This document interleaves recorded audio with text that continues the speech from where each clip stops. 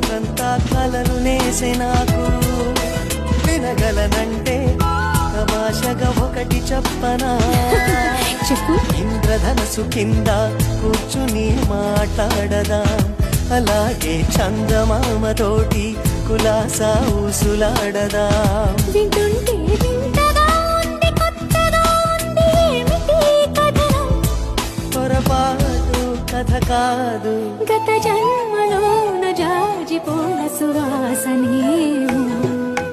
ప్రతిదినం నీ దర్శనం మరి దొరకునా దొరకునా క్షణ క్షణం నీ అర్చనం ఇక జరపనా జరపనా నేను